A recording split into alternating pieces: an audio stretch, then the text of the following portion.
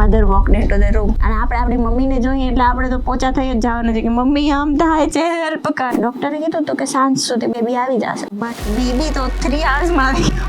Main વસ્તુ શું છે ખબર છે? ખાવાનું, એક્સરસાઇઝીસ એ બધા કરતાં પણ શોર્ટ લેબર માટે, પેઇનલેસ લેબર માટે તમારો માઇન્ડસેટ. કારણ કે બધાને ખબર છે કે 2 ટાઈપના બર્થ છે, વજાઇનલ બર્થ અને સી સેક્શન. તે નોર્મલ શું કામ ચૂઝ કરી, સી સેક્શન શું કામ જોયું જ નહીં? કારણ કે એનામાં હીલિંગ ટાઈમ વધારે છે. Want to be recovered fast. Normal ડિલિવરીમાં જ એ પોસિબલ છે.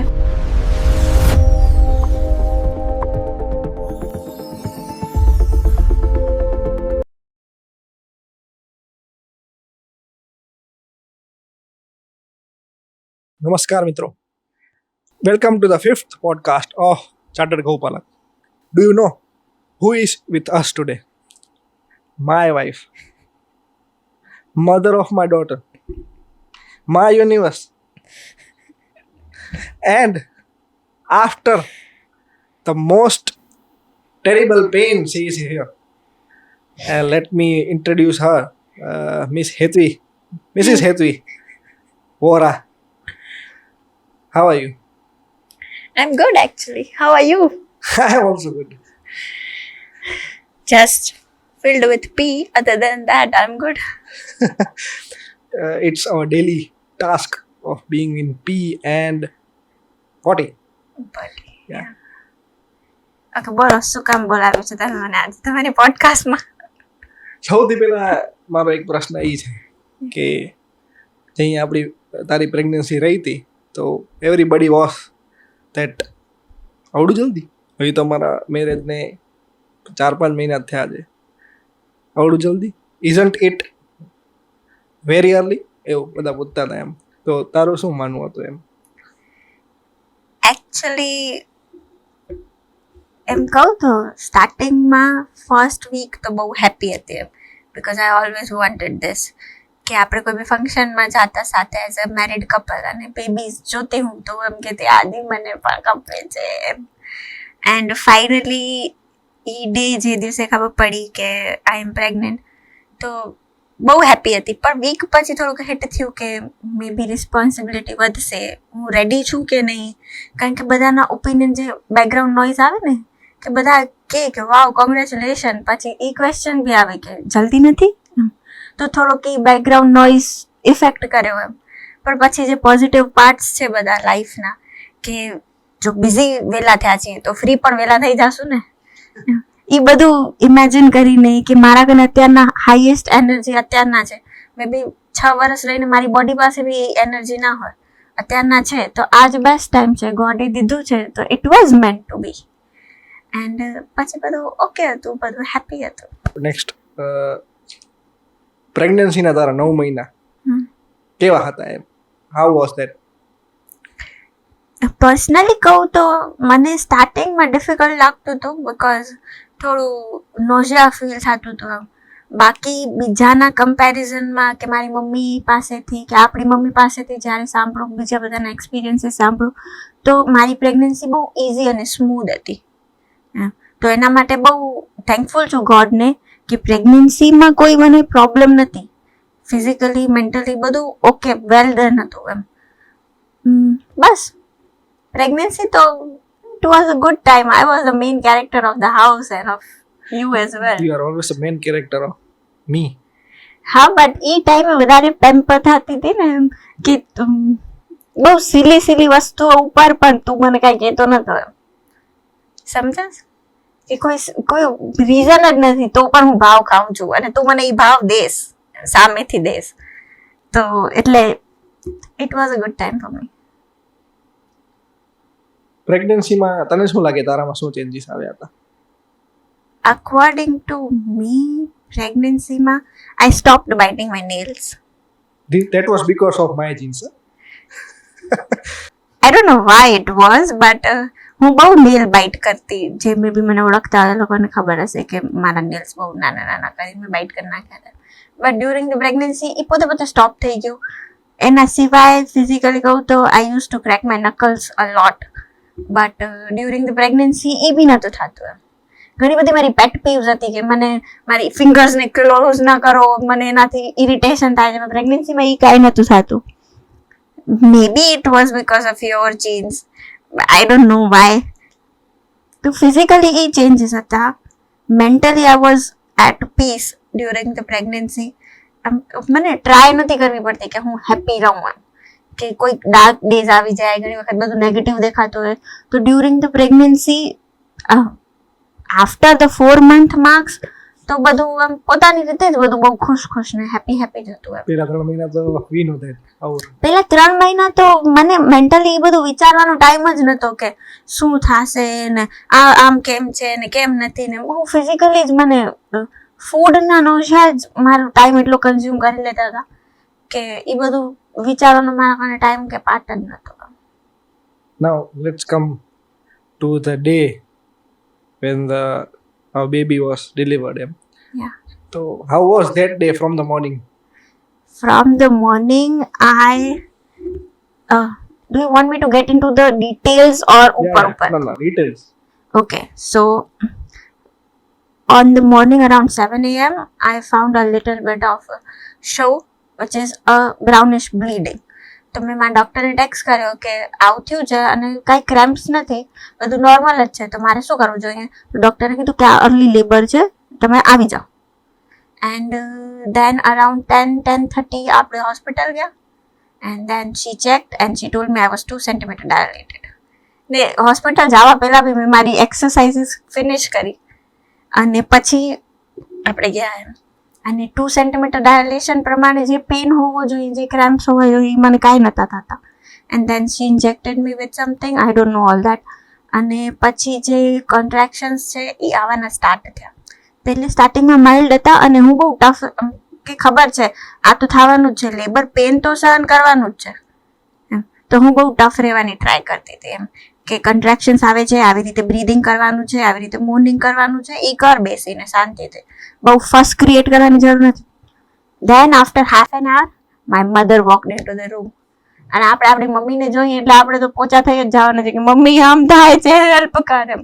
એટલે પછી થોડીક મારી માઇન્ડનો સ્ટેમિના કે જે કહીએ એ થોડોક વીક થઈ ગયો અને કન્ટ્રેક્શન્સની સ્પીડ બહુ વધારે હતી.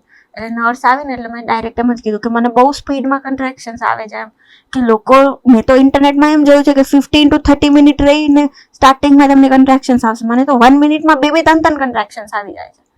તો નર્સ કે એ તો સારું છે, શું પ્રોબ્લેમ છે? અને ડૉક્ટરે કીધું હતું કે સાંજ સુધી બેબી આવી જશે. બટ બેબી તો 3 hours આવી ગયો. અને એ સારી વસ્તુ છે, કારણ કે મેં એના પર વર્કે કર્યું હતું કે મને લેબર શોર્ટ ખપે છે, કારણ કે તમે જે કન્ટ્રેક્શનનો પેન છે એ તો બધાને સહન કરવાનો જ છે, પણ તમે જે તમારી ડ્યુરિંગ ધ પ્રેગ્નન્સી તમારી બોડીને કેવી રીતે પ્રિપેર કરો છો, તો એ તમે ટાઈમ સ્ટેમ્પ છે એ તમે શોર્ટ કરી શકો છો, કે તમારો લેબર શોર્ટ થઈ જાય. તો તને ખબર છે કે ભલે લેટ સ્ટાર્ટ કરી હતી, મેં 5th month પછી કરી હતી, but I use to do stretches and exercises અને વોકિંગ. આપણે કબ વોકિંગ બી લાસ્ટ 2 months ઘણી કરી છે. All the food which you should be eating એ બધું ખાયું છે. પાઇનેપલ, ક્યારેક આપણે ડેટ્સ ખાઈ. હા આપણે વી વર એમ ચિલ્ડ કે હા, એટલે બહુ સ્ટ્રિક્ટ રહીને એમ નહીં કે આ ખાવાનું જ છે એમ, ટાઈમ સ્ટેમ્પ ઉપર કે આ ચેક કરો. મન થયો, યાદ આવ્યું ત્યારે ખાઈ લીધું છે, ભૂખ લાગી ત્યારે ખાઈ લીધું છે. બાકી હું એમ કહીશ કે મેઇન વસ્તુ શું છે ખબર છે? ખાવાનું, એક્સરસાઇઝીસ એ બધા કરતાં પણ શોર્ટ લેબર માટે, પેનલેસ લેબર માટે તમારો માઇન્ડસેટ. કારણ કે બધાને ખબર છે કે 2 ટાઈપના બર્થ છે, વજાઇનલ બર્થ અને સી સેક્શન. ને મેં મારી પ્રેગ્નન્સીમાં એક મને ખબર નહીં શું કામ, પણ સી સેક્શનથી વધારે બીક લાગતી હતી વજાઇનલ બર્થ કરતાં. એટલે મેં મારી આખી પ્રેગ્નન્સીમાં એક વાર રિસર્ચ કરીને જોયું પણ નથી કે સી સેક્શન કેવી રીતે થાય, એનામાં શું પ્રોસેસ હોય, હિલિંગમાં કેટલો ટાઈમ લાગે, કઈ મેડિસિન્સ આવે, કાંઈ જોયું જ નથી. માઇન્ડને એમ જ કીધું છે મારું તો આ થવાનું જ નથી, તો હું શું કામ એના વિશે રિસર્ચ કરું? મતલબ બહુ રિસ્કી હતો, કારણ કે કાંઈ પણ થઈ શકે છે at the end of the moment. But મેં હંમેશા એમ જ વિચાર્યું હતું કે આ તો થવાનું જ નથી, મારું તો નોર્મલ ડિલિવરી જ છે, તો મને આ જોવાની જરૂર નથી. અને એનાથી પણ વધારે રોજ માઇન્ડમાં એક વખત તો એ વિચાર કર્યો હતો કે ડિંકી, તારો લેબર 4 hours ની અંદર હશે અને 3 pushમાં તું બેબી ડિલિવર કરી દઈશ. You got it delivered in 3 push, I think. Actually, I delivered this cutie in 2 pushes. Doctor મારે તો 2 વાર રાડ પાડી દીધી પછી. અરે હા, જો એનામાં શું હતું કે ડૉક્ટરે કીધું કે હવે તમને કન્ટ્રેક્શન ચાલુ થાય ને એટલે તમે પુશ કરજો. હવે પુશ કરવું તો મને, પણ ખબર નહીં હું વોકલ થઈ ગઈ પુશ કરવા ટાઈમે. સો મારો અવાજ થોડીક રાડ પડાઈ ગઈ. પછી એ પુશમાં કાંઈ નથી થયું. સેકન્ડ પુશ કર્યો ત્યારે રાડ પડાઈ ગઈ. ડૉક્ટર મને કીધું કે મુંહ બંધ કરકે કરો તો જ્યાદા easy Hoga.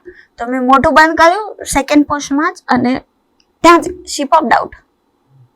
So that was that. How was the experience of that 15 to 20 minutes I think તને નીચે લઈ ગયા ને એમને કીધું કે હવે તમારે જે પણ બેબી આવવાનો છે એના કપડાં લઈ આવો વીટવા માટે, and we got it. And 12-10 minute ઉભા, ફર્સ્ટ રાઉન્ડ, સેકન્ડ રાઉન્ડ ને ઇટ વોઝ ડિલિવર્ડ. તારા અંદર હું માઇન્ડસેટ કેવું હતું એમ? જો હું એમ કહું છું કે પુશિંગ હાર્ડ નથી, બેબી બહાર નીકળે છે એ ટાઈમે બી કાંઈ પેન નથી થવાનું. એવું કાંઈ પેન ફીલ થશે જ નહીં. ખાલી પેન જે કન્ટ્રેક્શન્સનો પેન છે ને એ જ બહુ ડિફિકલ્ટ છે એ ટાઈમે બેર કરવો. એમ મે બી કોઈ વધારે સ્ટ્રોંગ વુમેન હોય તો એને એ પણ પેન ફીલ નહીં થાય એટલી રીતે. બાકી પુશિંગ ને એ બધું એટલું બધું ડિફિકલ્ટ પેન નથી, ખાલી કન્ટ્રેક્શનનું પેન છે. તો તે નોર્મલ શું કામ ચૂઝ કરી? સી સેક્શન શું કામ જોયું જ નહીં એમ? એક રીઝન કે સી સેક્શન જોયું જ નહીં, તું એમ કહેશ કે સી સેક્શન મારા માઇન્ડસેટમાં જ નહોતું એમ, શું કામ? પર્સનલી હું કહું કે શું કામ નહોતું, કારણ કે એનામાં હીલિંગ ટાઈમ વધારે છે. અને હું બહુ 9th મંથમાં તને ખબર છે એમ હું બહુ રેસ્ટલેસ થઈ ગઈ હતી કે મારાથી આ નથી થતું, હું તો બેન્ડે નથી થઈ શકતી, મારાથી તો આટલું વોકે નથી થતું એમ. એટલે મને એમ ખપતું હતું કે I want to be recovered fast, I want to B on my feet as soon as possible. તો નોર્મલ ડિલિવરીમાં જ એ પોસિબલ છે. ભલે સી સેક્શનમાં બી ઘણા લોકો રિકવર થઈ જાય છે, પણ નોર્મલમાં વધારે જલ્દી રિકવર થઈ જાય. અને that is the reason which Y it is called normal. કારણ કે આપણી બોડી બની છે એ વસ્તુ કરવા માટે. અને I am not judging anyone. જે લોકોને સી સેક્શન પ્રિફર કર્યું હોય કે જે લોકોને સી સેક્શન કરાવવું પડ્યું હોય, તમારી ચોઈસ, તમારી લાઈફ હતી, તમારા માટે બેસ્ટ ચોઈસ હશે એ ટાઈમે એમ. બટ મને આ ખપતું હતું મારી બોડી માટે કે મારી બોડી જ આ વસ્તુ કરવા માટે બની છે, તો મને એના માટે શું કામ ઓપ્ટ ના કરવું જોઈએ એમ. હું શું કામ વિચારું કે મારા કારણે 2 ઓપ્શન છે. ભલે ઇમરજન્સી આવી ગઈ ત્યારે એ અલગ વસ્તુ છે કે લાસ્ટ મોમેન્ટ ઇમરજન્સી છે, બાકી એના પહેલા તો બોડી આના માટે જ બની છે. That's why. તો આપણે જે બર્થ થયો એના પછીના તારા દિવસો કે નાવ આજ 19th કે 20th ડે છે after the birth of a baby, તો મને ખબર છે પહેલો વીક તો ઇટ વોઝ વેરી ડિફિકલ્ટ એમ કે નોર્મલ ડિલિવરી હતી પણ યુ હેડ ધ સ્ટ્રેચીસ. તો ઈ કેવું હતું? ઈ ટાઈમ સ્પેન્ડ પહેલા 7 દિવસ કેવા હતા એમ? તો ઓનેસ્ટલી ફર્સ્ટ ડે જે છે એનામાં તમારે પહેલે તો બેબી હાઈ હશે. Baby high, I don't know if it's a word or not, કે તમને બેબી મળ્યો છે એટલે તમે તો પહેલે તો એ જ ડિલ્યુઝનમાં હશો કે વાવ મારું બેબી છે. એટલે એ પેન થોડોક સાઈડમાં હશે. બીજું તમારા જે ઇન્જેક્ટ કર્યું હશે એની થોડીક અસર હશે, એટલે તમને સ્ટિચીસનો પેન એ ટાઈમે નહીં થતો હોય. અને ફર્સ્ટ નાઇટ છે, મધર ટાયર્ડ છે, નોર્મલ ડિલિવરી બેબી એટલો જ ટાયર્ડ છે, એટલે 2 જણા મોસ્ટલી સ્લીપમાં જ હશે. First day was easy. Pain start થયું સેકન્ડ ડેથી, અને એ પણ સ્ટિચીસનું. ને ઘણા લોકોને ઘણું ફીલ થાય, ઘણા લોકોને કાંઈ ફીલ ના થાય. બટ મારા માટે બહુ ડિફિકલ્ટ હતું, મને બહુ વધારે જ ફીલ થતું હતું. અને પાછું એ એરિયામાં સ્ટિચીસ, એ તમે વોક કરો, તમે બેન્ડ કરો, તમે બેસો છો, કાંઈ પણ મુવમેન્ટ છે એનામાં એ ફીલ થશે. અને ઓકવર્ડ અને અનકમ્ફર્ટેબલ હશે. મને વધારે દુખ્યા હતા સ્ટિચીસ. ને એ એક મોમેન્ટ ઉપર તો એમ થતું હતું કે હું ક્યારે નોર્મલ થઈ શકીશ કે નહીં થઈ શકું. કારણ કે આ વસ્તુ તો 7 દિવસ થઈ ગયા, હજી પહેલા દિવસ જેવી ને જેવી દુખે છે. તો હું હીલ થાઉં છું કે નથી થતી, આ બધું શું થાય છે. અને તમે એટલા વનરેબલ હો એ મોમેન્ટમાં, બિકોઝ તમે પોતાની ડ્રેસિંગ એ ટાઈમે પોતે ના કરી શકો. You have to be relied on other people. એટલે તમને એમ થાય કે એક નવો પર્સન આ લાઈફમાં આવ્યો છે જે મારા ઉપર આખો ડિપેન્ડન્ટ છે, પણ હું જ હજી બીજા ઉપર ડિપેન્ડન્ટ છું. તો એ બધા થોટ્સ હતા. પાછું થોડું પોસ્ટપાર્ટમ હોર્મોન્સ હોય, એટલે first 7 days was I think 10 out of 10 difficult for me. But પછી જ્યારે ચેકઅપ કરાવ્યો અને ઉપરથી જે સ્ટિચીસ હતા એ ઓપન કરી નાખ્યા ડૉક્ટર, એના પછી ક્વિકલી 1 ડેમાં તો બધું નોર્મલ થઈ ગયું. પછી સ્ટિચીસનો કોઈ પેન નથી. બાકી you have to be taking care of your body, કારણ કે હજી આટલાક જ દિવસ થયા છે તો થોડોક સ્ટેમિના લો હોય. બાકી everything is good. What are your thoughts on breast milk? કે કોઈક લોકોને જનરલી 2 દિવસે આવે છે, કોઈકને 1 દિવસે આવે છે, કોઈકને 5 દિવસે પણ આવે છે, તો એનામાં વુમનને સ્ટ્રેસ લેવું જોઈએ કે what are your thoughts on that? આને પહેલાં આપણે જે ગાયનેકોલોજિસ્ટ ભેગી આપણે જે પોડકાસ્ટ કરી હતી એનામાં બી એમને કીધું હતું કે નોર્મલ ડિલિવરી હોય અને ફર્સ્ટ બેબી હોય તો 2 to 3 days રહી અને મિલ્ક સપ્લાય સ્ટાર્ટ થાય. For C section it could be 4 to 5 days. બાકી એ વસ્તુનું સ્ટ્રેસ ઓબ્વિયસલી તમને કોઈ પણ વુમનને આવશે કે મારું બેબી ફોર્મ્યુલા મિલ્ક પીવે છે, મારા બેબીને બીજા લોકો વાટકી ચમચીથી મિલ્ક પીવડાવે છે, મારું મિલ્ક સપ્લાય હજી શું કેમ સ્ટાર્ટ નથી થયું. એ બધા કન્ફ્યુઝનના ક્વેશ્ચન્સ ને બધી મદરને આવે. બટ એના માટે વરી ના કરો. 3 દિવસે નહીં તો 5 દિવસે સ્ટાર્ટ થઈ જશે. એના પછીની જે જર્ની છે ને એના ઉપર ફોકસ કરો કે બ્રેસ્ટ ફીડિંગ ઇઝી નથી. એના માટે પણ નવું છે, તમારા માટે પણ નવું છે, અને એ તમારી ચોઈસ છે. ઘણા લોકો ફોર્મ્યુલા ફીડિંગ બી ઓપ્ટ કરે છે, કારણ કે મિલ્ક સપ્લાય ના હોય ઘણા લોકોને, તો એનામાં કંઈ ખોટું નથી, કારણ કે એ બી મેડિકલી અવેલેબલ છે. તો પોતાને જજ નહીં કરવાનું. અને આપણે ભાભી છે, આપણે મળવા આવ્યા હતા ત્યારે એમને મને કીધું હતું, કાજલ ભાભી મારા ઘરે બેઠા હતા ને, વાત કરતા હતા મારાથી એમ, ને હજી મારું મિલ્ક સપ્લાય મે બી સ્ટાર્ટ નહોતું થયું, ઓર 1-2 days થયા હતા સ્ટાર્ટ થયું એને.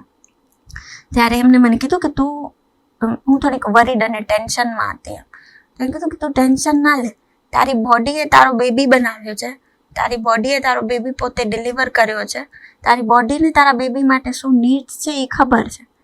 તો તારી બોડી પોતે તારા બેબી માટે મિલ્ક સપ્લાય સ્ટાર્ટ કરશે, એને જરૂર હશે એટલો જ સ્ટાર્ટ કરશે, અને જેમ જેમ એની નીડ્સ વધશે એવી રીતે એ પણ વધશે. તો કોઈ જાતનું ટેન્શન ના લે, કારણ કે તું જ અત્યારના તારા બેબી માટે બેસ્ટ છો, બીજું કોઈ નથી ને, એને તારી જ નીડ છે. તો હેપી રહે અને વરી ના કરે બધું, કારણ કે બધું બરાબર થઈ જશે. અને ઓબ્વિયસલી 2 to 3 daysમાં બધું બરાબર થઈ જાય. અને હજી એક વસ્તુ તે કીધું કાજલ ભાભી આવ્યા હતા, તો ફેમિલીનો કેટલો મોટો ઇમ્પોર્ટન્ટ રોલ છે ડ્યુરિંગ ડિલિવરી કે after delivery, before delivery, during pregnancy? તમે ફેમિલી સાથે રહેતા હો તો શું ઇમ્પોર્ટન્ટ છે? તમે એકલા રહ્યો છો તો એ લોકો, આપણે એકલા નથી રહેતા એટલે આપણે we don't know how they can handle. I can't even imagine. જો ફેમિલીનો રોલ સ્ટાર્ટિંગ પ્રેગ્નન્સીમાં બી એટલો જ ઇમ્પોર્ટન્ટ છે, because as a young generation આપણે કાંઈ ખબર ના પડે. જો આપણે અલગ રહેતા હોય, અત્યારના કોઈ પણ કપલ છે કે એ લોકો ફેમિલી સાથે નથી રહેતા, તો પહેલાં તો એ લોકોને એમાં બધું જોવું પડે કે ભાઈ કેવી રીતે પોતાનું ધ્યાન રાખવાનું છે પ્રેગ્નન્સીમાં. ટચવુડ આપણા પાસે આટલી બેસ્ટ ફેમિલી છે કે મને તો એ કાંઈ વિચારવું જ નથી પડ્યું. મને મારા બોડી માટે મને જે વસ્તુની જરૂર હોય એ મને રેડીમેડ હાથમાં મળ્યું છે કે તારા માટે આ સારું છે. તો એ કાંઈ વિચારવાની જરૂર નથી પડી. ડ્યુરિંગ ધ પ્રેગ્નન્સી બહુ સારી રીતે ધ્યાન રાખવામાં આવી છે. After the birth of the baby પણ અત્યારના ફર્સ્ટ 4 days જે હતા, તારી ને મારી મમ્મી જ આખો દિવસ આખી રાત જાગતા હતા ને. હજી પણ આપણે સૂઈએ છીએ રાતના બી તો first half of the night આપણી મમ્મી જ જાગતી હોય છે. બેબી ક્રાય કરે છે, બેબીનું ડાયપર ચેન્જ કરવાનો છે, બેબી અનકમ્ફર્ટેબલ છે કે બેબીને ભૂખ લાગી છે, એ બધી વસ્તુની સ્ટાર્ટિંગમાં કેર મમ્મી જ લે છે. પછી જ્યારે એને ફીડ કરવાનો ટાઈમ આવે છે ત્યારે મને ઉઠાડે છે કે ચાલ બેબીને હવે ફીડ કરવાનું છે. તો ઇમેજિન કર, એ સપોર્ટ ના હોત તો અત્યારના જે આપણે સ્લીપ મળે છે 2 to 3 hours ખાલી ફીડ કરાવવા ટાઈમે જે half an hour 1 hour આપણે રેસ્ટ ના થતો એમ, તો એ પણ ના મળે. તો ફેમિલીનો તો બહુ મોટો સપોર્ટ છે. અને થેન્ક યુ ટુ આપણી મમ્મી કે એ આવડું બધું કરે છે. નકર ઘણા લોકો ના પણ કરી શકતા હોય કે ના કરતા હોય એમ, પણ એ કરે છે એના લીધે તો અત્યારના આપણે 20 days થયા છે ને આ સોફા પર બેસીને વાતો કરીએ છીએ. કારણ કે અત્યારના આપણી મમ્મી નીચે છે. જો બેબી ક્રાય કરશે તો મમ્મી ફોન કરીને ત્યારે બોલાવશે, નકર ના હોત તો શું કરે.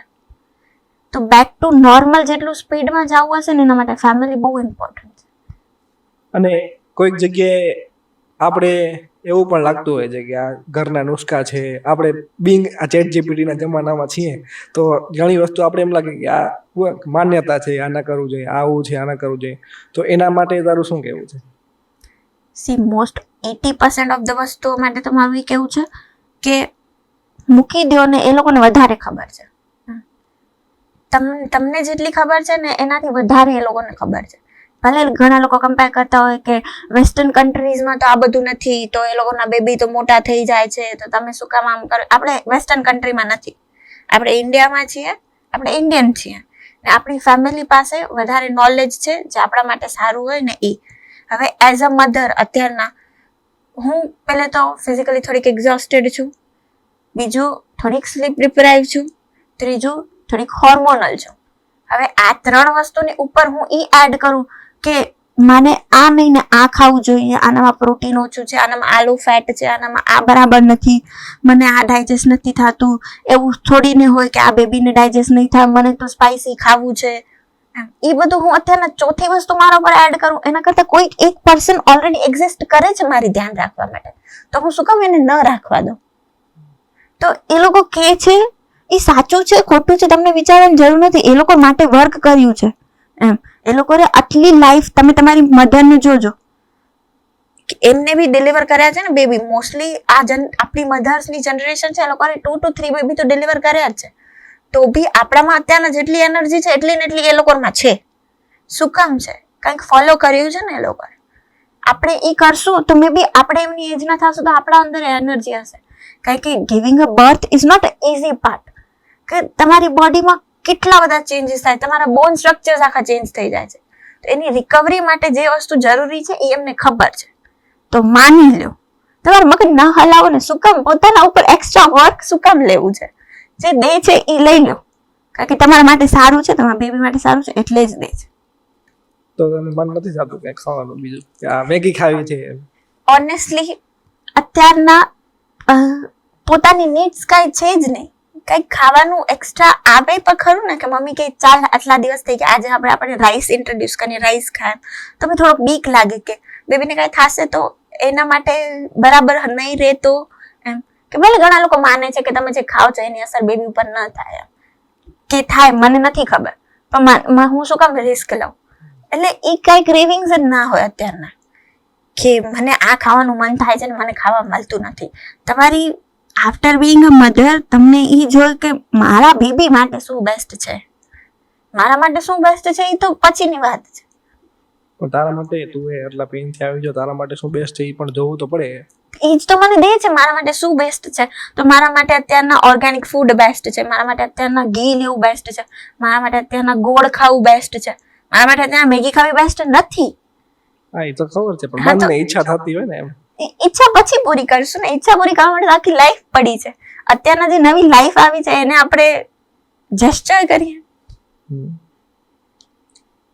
તો બિફોર પ્રેગ્નન્સી અને આફ્ટર પ્રેગ્નન્સીમાં ડિફિકલ્ટ સૌથી વધારે શું હતું? તે કહી દીધું 10 out of 10. 7 days. 10 out of 10? 7 days after delivery was the hardest. હા.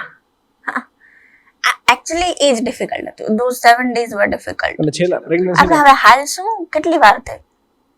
જી તો સુતી જશે હમણાં. તો હવે આવી હતી હમણાં તો સુતી 1 વાગે. કેટલા વાગ્યા છે? 1:20 થઈ ગઈ. 5 મિનિટમાં હાલ 5-10 મિનિટ. હા 5-10 મિનિટ પછી એડિટિંગ ઊંઘી પડે. બોલ. હા પણ છેલ્લા લાસ્ટ 9મા મહિનામાં છેલ્લા 2-4 જઈને ડિલિવરીના 2-4 દિવસ પહેલા તું કે શી વોઝ વેરી ફ્રસ્ટ્રેટેડ. હવે મને બારે આપે છે, હવે મને બારે કાઢવું છે. I was physically exhausted. Dude, જે એ 9th month નો પેન હોય ને, બેક પેન, એમ તમે અહીંયાથી અહીંયા ટર્ન નથી થઈ શકતા, સમજસ? હવે કેવી આમ અને પાછો હવે ખબર પડી ગઈ કે હવે થોડાક આ મંથમાં બેબી આવવાનો છે એમ. એવરી વીક એમ થતું હતું આ વીક આવી શકે છે, વીક પૂરો થઈ જાય હજી ના આવ્યો, બીજા ના આવી ગયા. હા બધાના આવી ગયા. જે લોકો મારા ભેગા પ્રેગ્નન્ટ હતા બધાના બેબી આવી ગયા, મારો જ નથી આવ્યો. એટલે મને થતું હતું મારું ક્યારે આવશે? I also want to hold her એમ. એક તો એ વસ્તુ હતી. બીજું શું હતું? હવે 21 દિવસ થઈ જશે ને પછી 40 દિવસ થશે પછી આમ બહાર જવાનું, આમ ઘરની બહાર તમે નીકળ્યા નથી એટલે 20 દિવસથી ઘરમાં ને ઘરમાં છો. 40 દિવસ પછી આમ ક્યાં જવું છે ઈચ્છા શું છે? મમ્મીના ઘરે. હું પણ એ ઘર જ છે ને પછી. એમ તો ઘર જ છે, એમ નથી કહેતી કે આ ઘર નથી, ઘર જ છે. પણ ઈ ખબર ને 40 દિવસ રહીને મમ્મીના ઘરે જવાનું છે એમ. એટલે ઉમા કને બી બધા એટલા જ એક્સાઇટેડ છે બેબીને જોવા માટે. બધા જોઈ લીધું છે બેબીને, પણ એ લોકોને બી અડધો કલાક એ લોકો જોવા આવે એનામાં શું ખબર પડે કેટલા નાટક કરે છે આપડી. તો એ બધા નાટક એ લોકોને બી મને બતાવવા છે કે જુઓ કેવી છે. તો એ તો એ લોકો 24 hours સાથે હોય તો જોય ને.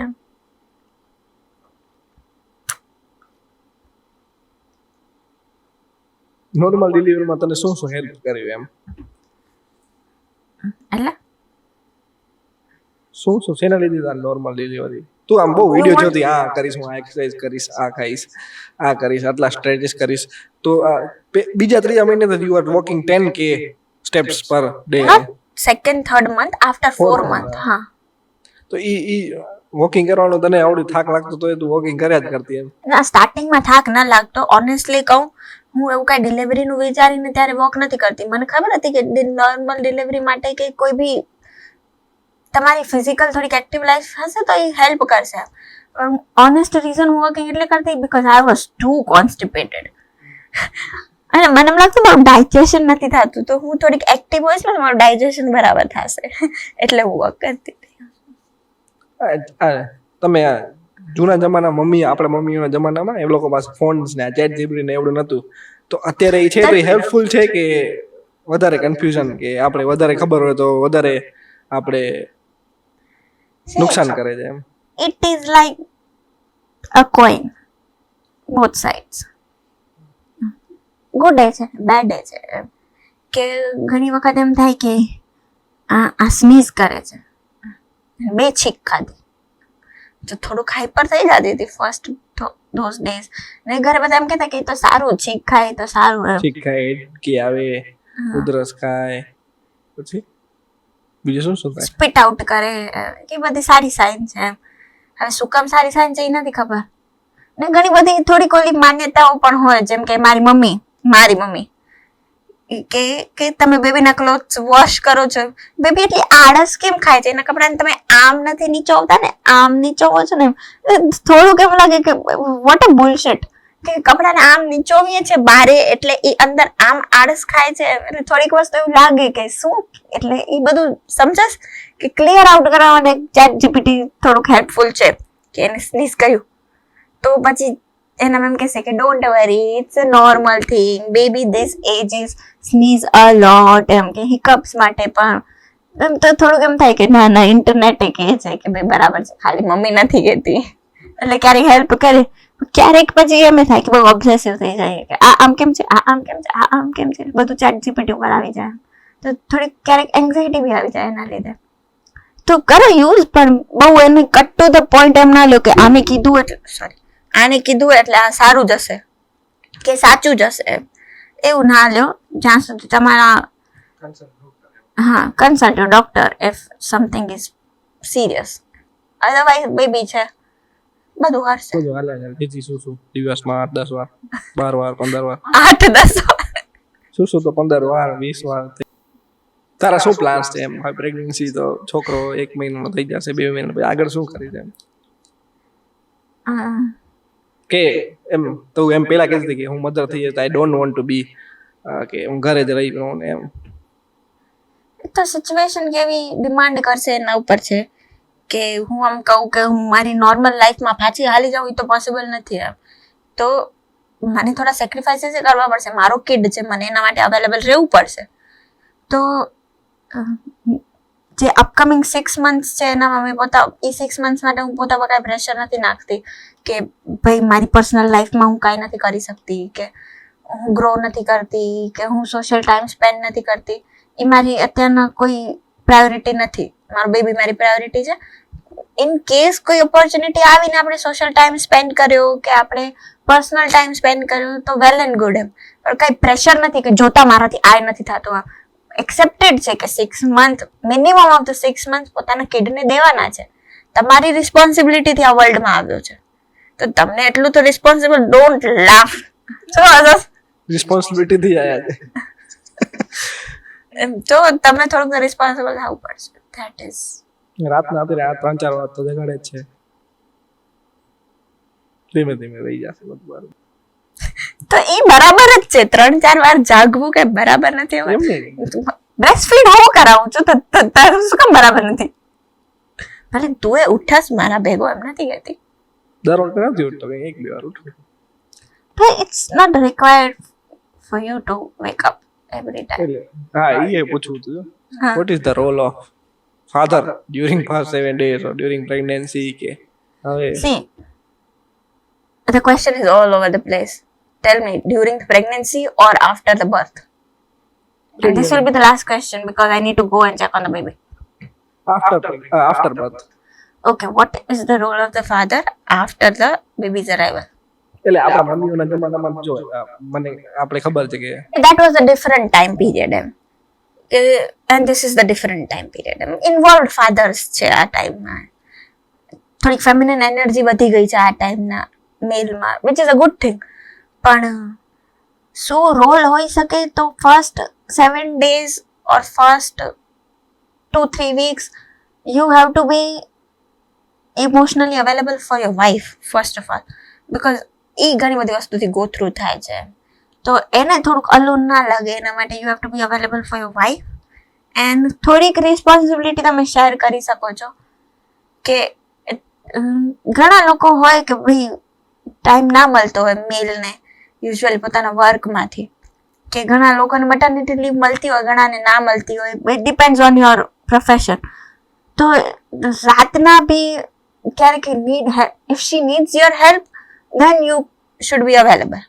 બાકી એવું નથી કે ભાઈ ઈ ફીડ કરાવે છે ને તમે ખોડામાં બાજુમાં બેસી ગયા છો તો it's a waste of time, કારણ કે ઈ તો ઘરે છે, બેબી નાપ કરશે ત્યારે ઈ સૂઈ જશે તમારી વાઈફ.